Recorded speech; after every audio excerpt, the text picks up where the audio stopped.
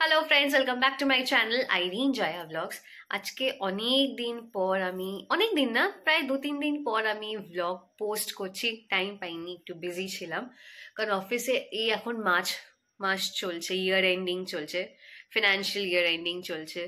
তো ওইটারই খুব কাজের চাপ আছে, আর বাড়ি এসে আর ইচ্ছে করতো না মানে আর ব্লগ আমি বানাই। বাট আজকে একটু আমার এনার্জি আছে বলে আমি ভাবলাম যে না, আজকে একটা ব্লগ বানানোই যাক। তো আজকের আপনারা এটাই বাড়িতে বসে বসে কারুকার্য করছিলাম। হোয়াইট নেল পলিশের ওপর একটু এই গ্লিটারওয়ালা সিলভার, দেখি দেখা যাচ্ছে না, গ্লিটারওয়ালা সিলভার নেল পলিশ লাগিয়েছি। তো হ্যাঁ, আজকে থাম্বনেল দেখে আপনারা অবশ্যই বুঝে গেছেন যে আমি কি ব্যাপারে আজকে কথা বলতে চলেছি। তো হ্যাঁ, সেই গুণমান ব্যক্তিকে নিয়ে আজকে হবে কথা, তার সঙ্গে আরো কিছু ছুটকো ছাটকো আরো কিছু নিয়ে আমরা কথা বলবো। তো এই রাও সাহাব, দি এলভিশ রাও সাহাব, যিনি অ্যারেস্ট হয়েছেন স্নেক ভেনম কেসে। মেনকা গান্ধী ওকে অ্যারেস্ট করিয়েছে বিকজ ওর এই রেভ পার্টিতে প্রমাণ হয়েছে যে ওটা ছিল, স্নেক ব্যবহার হয়েছে। তো সেই জন্যই ও জেলে এখন চাক্কি পিসিং করছে। আর চাক্কি পিসিং করছে এই খবরটা শুনে আমি খুব খুশি হয়েছি, বিকজ ও এটা ডিজার্ভ করে। ও বিগ বস ওটিটি জেতার পর থেকে ও মানে মাটিতে আর পা পড়েনি। একটা কথাই আছে না, শুনতে হয়তো খুব খারাপ লাগবে, যারা নতুন নতুন বড় লোক হয় বা নতুন টাকা দেখে, নতুন বাড়ি দেখে, তখন তাদের না দেখবেন অনেকেরই ক্ষেত্রে আমি দেখেছি তাদের মাথা তখন ঘুরে যায়। তো এর ক্ষেত্রেও সেম জিনিস হয়েছে, এরও মাথা ঘুরে গেছে যে এ কি করবে না করবে বুঝতে পারিনি, নিজেকেই ও ডন ভেবে নিয়েছে। ওই হচ্ছে শেষ কথা। ও এত সিস্টেম বলতো না, তো আমার মা আমাকে একটা কথা বললো, এই সিস্টেমটা এটা পলিটিক্সের ক্ষেত্রে ইউজ হয়, সিস্টেমটা ওইখানে অ্যাপ্লিকেবল। কথাটা সরি, ও যে সিস্টেম করতো, সিস্টেম হ্যাং হয়ে গিয়ে একদম লটকে গিয়ে এখনো জেলে এখন আছে। আর ভালো হয়েছে ওকে পুলিশ অ্যারেস্ট করেছে, এটা একটা সিরিয়াস একটা অ্যাকশন ওর এগেনস্টে নেওয়া হয়েছে। বেচারার এখন মা বাবা এখন কান্নাকাটি করছে। নিউজ রিপোর্টার গুলোরও কি আর কোনো কাজ নেই? এত সিরিয়াস ইস্যুস হচ্ছে আমাদের ইন্ডিয়াতে বা ওয়ার্ল্ডে, সেগুলো কভার করুক। কোথায় দেখবো আমি, ইনস্টা খুললেই দেখবো এলভিশ যাদবের থোবরা দেখাই, ফার্স্টেই খুলে দেখি এলভিশ যাদবের মুখ।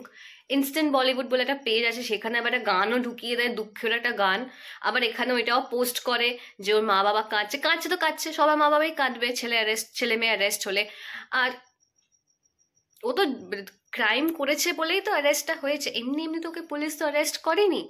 আর মানছি ওর একটা পলিটিক্যাল পার্টির ওর ব্যাকআপ আছে, একটা ইনফ্লুয়েন্স আছে ওর ওপর, সেই পলিটিক্যাল পার্টিটা হয়তো ওকে বাঁচাতে পারেনি। যাই হোক, বাট ওর এগেনস্টে ক্রাইম তো প্রুফ হয়েছে না যে হ্যাঁ ও সত্যিই জড়িত ছিল। এখন ওর মা বাবা কান্নাকাটি করছে। এখন আমি বলতে চাই, টু বি অনেস্ট, সবার মা বাবাই বলবে, ছেলে মেয়ে যতই দোষ করুক না কেন কোনো মা বাবা মানবে না। নেহাত তার মা যদি মাদার ইন্ডিয়া না হয়, বা সত্যিবাদী যুধিষ্ঠির যদি মা বাবা হয়ে থাকে, আমার মনে হয় তারাও হয়তো বলবে না যে হ্যাঁ আমার ছেলে বা আমার মেয়ে সত্যি কোনো ক্রাইম করেছে। হ্যাঁ, কিছু কিছু ক্ষেত্রে অনেক প্যারেন্টসরা অ্যাডমিট করে যে হ্যাঁ করেছে, একে যা সাজা দেওয়ার দিন, বাট এর ক্ষেত্রে এর মা বাবা কোনোদিন করবে না। আর এই মানে কি ইউটিউবার, এই পুরো ইউটিউবারদের নাম ডুবিয়ে দিয়েছে। ফার্স্টে কিছুদিন আগে একটা ইনসিডেন্ট করলো, একটা ইউটিউবারকে ধরে কেলিয়ে এলো, 10-15 জন দল বেঁধে গেল, বেচারাটাকে কেলিয়ে দিল। আশিস চঞ্চলানি ওটাতে পোস্ট করেছিল যে এটা হচ্ছে ডার্কেস্ট ডে ফর ইউটিউব। তারপর কিছুদিন পরই দেখলাম এ অ্যারেস্ট হয়ে গেছে, which is very good news. আমি না খালি দেখতাম যে এত বড় বড় কথা বলতো বিগ বসে এসে, তার আগে আমি একে কোনোদিন এই কার্টুনটাকে আমি চিনতাম না। এলভিশ যাদব কে, তারপর ওটিটিতে আসার পর দেখলাম যে ও আচ্ছা এ এলভিশ যাদব। আবার এ নাকি ইউথ আইকন, কোন অ্যাঙ্গেল থেকে ইউথ আইকন এরকম? এই কার্টুনও অনেকবার ভদ্র ভাষা এর জন্য যেটাকে বলে, বা কিছু ওয়ার্ড তুমি আমাকে সাজেস্ট করতে চাও, কি ওয়ার্ড এর জন্য অ্যাপ্লিকেবল? এটা criminal, right, he is a criminal. এটা ক্রিমিনালকে দেখি কমেন্ট সেকশনে ওর জন্য লোক ঝগড়া করতে আছে। কে ভাই ও আমাদের দেশের জন্য, আমাদের ইউথের জন্য কি করেছে? কিচ্ছু করেনি। ইভেন আমি একটা জিনিস দেখলাম যে ও বলেছিল না যে হরিয়ানাতে ও চাক্কা জাম করিয়ে দেবে, অনেক বলেছিল গাড়ি থাকবে, হাজার হাজার গাড়ি থাকবে, লাখ লাখ মানুষ আসবে। সেটাও কি করে করতো জানেন? এটা আমাকে মাও বলেছে, প্লাস আমি এটা দেখেওছি যে সব অনেক ছেলেদের জোগাড় করেছে, অনেক ছেলেদের, যাদেরকে দেখলে মনে হবে না যে তাদের গাড়ি ফাড়ি আছে বলে বা তারা সেটা অ্যাফোর্ড করতে পারবে বলে। দিন আনা দিন খাওয়া ছেলেরা, হয়তো অনেকের বাড়িতে রান্না হয় না, খাওয়া জোটে না, ওই সব ছেলেরা ব্যস্ত হয়ে গেছিল কি না এলভিশ যাদবের জন্য, রাও সাহেবের জন্য গাড়ি জোগাড় করতে হবে, বিকজ ও চাক্কা জাম করবে, ওকে দেখাতে হবে যে না he is so famous between youth and he is a youth icon. মানে এইসব ধরনের মানুষ, আর এই কেন আমি ডাকে আমি বুঝতে পারি না। ফার্স্টে বিগ বসে আমার এই একটা মানে খুব রাগ এটা নিয়ে যে এরকম লোকদেরকে কেন ডাকে। ফার্স্ট হচ্ছে এমসি স্ট্যানকে কেন ডাকলো, আর ও জেতার যোগ্য না ফার্স্ট অফ অল। সেকেন্ড, এই এলভিশ যাদবের মতন লোক। থার্ড হচ্ছে মুনাওয়ার ফারুকি, এদেরকে কেন ডেকেছে? এদের তিনজনকে ডাকলো, আর তিনজনেই মোস্ট নন ডিজার্ভিং কন্টেস্টেন্ট ছিল এরা। এদেরকে কেন জিতিয়েছে আই ডোন্ট নো। আমি অভিষেককে সাপোর্ট করতাম না ওটিটিতে, তাও বলবো অভিষেক বা পূজা ভাটকে জেতাতে পারতো, বা অন্যান্য যারা ছিল, বাট একে কেন জেতাতে গেল? মাঝখান থেকে ঢুকে জিতে বেরিয়ে গেল, যেমনি একবার সারেগামাপাতে হয়েছিল, মাঝখান থেকে অনেক ধর ঢুকলো, এর থেকে অনেক ধরের থেকে অনেক ভালো ডিজার্ভিং সিঙ্গাররা ছিল, মাঝখান থেকে ও ঢুকলো, ও জিতে বেরিয়ে গেল। চলতি গাড়ি মে উঠ গয়ে, রাইট। এই যে কি বেসিসে কি এতে ইউটিউবার হয়েছে আমি জানি না। আমি কিন্তু কোনো অন্যান্য ইউটিউবারকে কিন্তু আমি কোনো ইনসাল্ট করছি না বা ছোট করছি না, আমি খালি একে নিয়েই বলছি। পার্টিকুলার আজকে ব্লগটা একে নিয়েই। একে কি করে লোক পছন্দ করলো, কি করে এই জায়গাতে আনলো, আমি বুঝতে পারছি না সত্যি। মানে এখন এই কথাটা খুব হয় না যে হিন্দু খতরে মে হ্যায় বা ইন্ডিয়া খতরে মে হ্যায়। আমার তো মনে হয় ইউথ খতরে মে হ্যায়। ইউথ মানে এখনকার জেনারেশনে ছেলেমেয়েরা ডিসাইড করে উঠতে পারছে না যে কাকে অ্যাকচুয়ালি ইউথ আইকন বানানো উচিত। মানে এরা সত্যি কনফিউজড। নীরজ চোপড়া, হ্যাঁ, যেখানে আমাদের এখনকার জেনারেশনদের ইউথ আইকন হওয়া উচিত নীরজ চোপড়া, বাট না, নীরজ চোপড়া ইউথ আইকন না। ইউথ আইকন হচ্ছে এলভিশ যাদবের মতন ছাপড়িরা। এই ছাপড়ি যে এত শো অফ করে, গাড়ি বাড়ি, দুবাইতে বাড়ি, হ্যানা ত্যানা, এই কিচ্ছু নেই। যেসব গাড়িগুলো আপনি ওর ব্লগস বা যেখানেই হোক দেখেছেন না কেন, ওর বাবা নিজে অ্যাডমিট করেছে ওইগুলো রেন্টে নিত, আর ও দুবাইতে কোনো প্রপার্টি নেই। ফার্স্ট অফ অল ইউটিউব হচ্ছে একটা অনেক ডিফিকাল্ট একটা প্ল্যাটফর্ম, যেখানে ইজিলি তুমি সাকসেসফুল হয়ে উঠতে পারবে না। তোমাকে অনেক অনেক অনেক হার্ডওয়ার্ক করতে হবে। একটু ফিউ এক্সেপশনস আছে যাদেরকে হার্ডওয়ার্ক না করেও তারা উঠে যাচ্ছে, ওদেরকে বাদ দিয়ে বললাম। এমনিতে ইউটিউব হচ্ছে একটা খুব ডিফিকাল্ট একটা প্ল্যাটফর্ম, যেখানে আপনি ইজিলি সাকসেস পাবেন না। একবার যদি আপনি সাকসেস পেয়ে যান তাহলে তো আর বলার কিছু নেই। কিন্তু একে কেন এরকম ইউটিউবার হলো কি করে? ইউটিউবারের নামে কলঙ্ক, লিটারেলি একটা কলঙ্ক। মোস্ট নন ডিজার্ভিং ইউটিউবার হচ্ছে এলভিশ রাও সাব, যে এখন জেলে আছে। হ্যাঁ, আরেকটা এটা তো এলভিশকে তো ইন্ডিয়ার লোকেরা চেনে, কিছু ইন্ডিয়ার লোকেরা চেনে এখন, তাও একটা রিনাউন্ড ফেস যেটাকে বলে। আর আমাদের বেঙ্গলে হয়েছে, শিলিগুড়ি থেকে অ্যারেস্ট হয়েছে রোহিত বৈদ্য নাম। আমি ওর আমি পেজটা জাস্ট স্টকও করছিলাম, আমি দেখলাম ওর কোনো সেরকম অত ফলোয়ার্স নেই।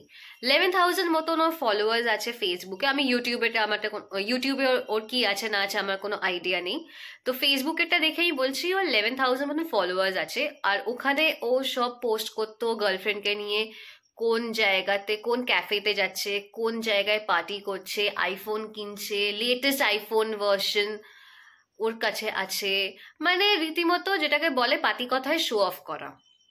বাট এই শো অফটা করতো কি করে? ও আর ওর কিছু ফ্রেন্ডসরা একটা বিপিও চালাতো।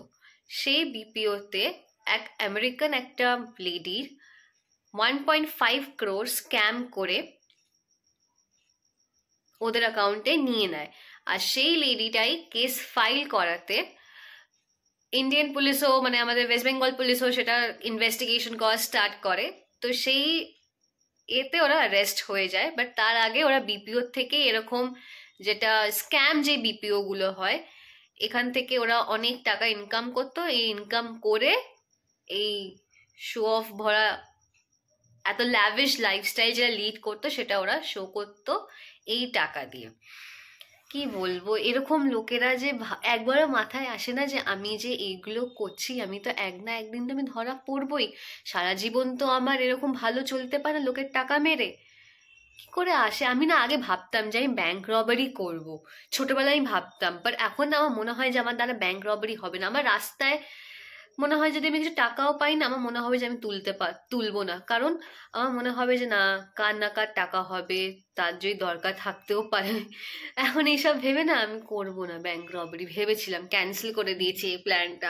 একবার আমি এত জোরে আমি রাস্তা দিয়ে বলতে বলতে গেছিলাম যে আমি ব্যাংক রবারি করব, লোক সেটা অটোতে লোক বসেছিল, সেটা লোক শুনে আমার দিকে দেখছিল।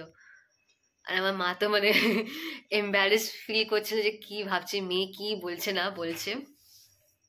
হ্যাঁ, মানে এরা কি করে মাথায় আসে না যে আমি এরকম লোকের টাকা মারবো, লোকের ক্ষতি করব।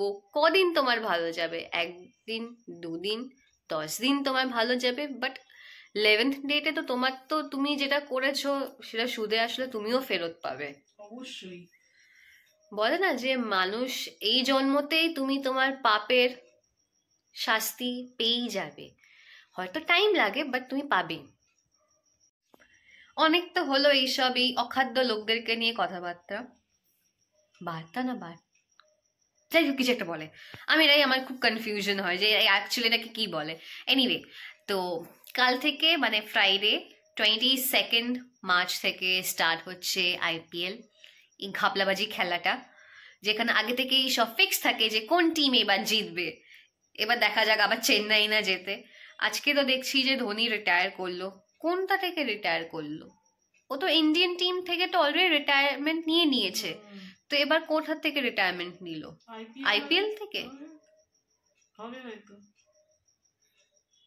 এবার ব্যাঙ্গালোর মেয়েদের টিমটা জিতেছে, তাহলে কি এবার ছেলেদের ব্যাঙ্গালোর টিমটা একটু আশার আলো দেখলো?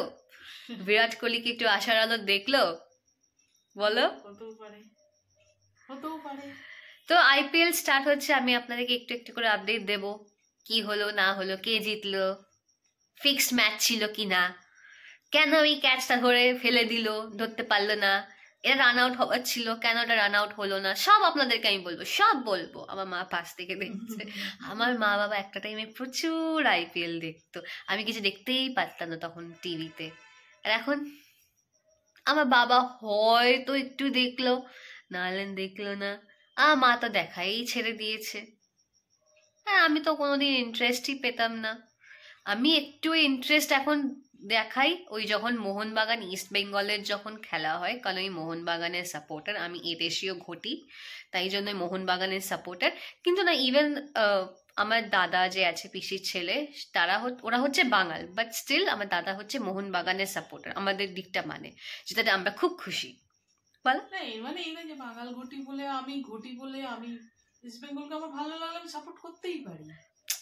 আরে আমি যেটা আমার পছন্দ সেটা আমি বলছি, আমি অন্যের ক্ষেত্রে বলছি। অন্যের ক্ষেত্রে লাগতেই পারে সেটা। তো হ্যাঁ, আজকের মতন এই ব্লগটা আমি এখানেই এন্ড করছি। আর আরো যদি অনেক তো বলার থাকে, এবার যদি বলতে থাকি তাহলে তো আর এই ব্লগ এন্ড হবে না। আর আপনারা দেখবো মাঝপথ থেকেই দেখতে দেখতে টাটা বাই বাই করে দিলেন। তো বেশি আর বকছি না, ভিডিওটাকে video video video slip of tongue এরকম হয়ে যায় আমার এক এক সময়। এই ভিডিওটা আমি এখানেই এন্ড করছি। যদি ভালো লেগে থাকে তো প্লিজ একটা লাইক, শেয়ার, কমেন্ট অবশ্যই করবেন। আর যারা এখনো অবধি আমাদের channel Irin Joya vlog subscribe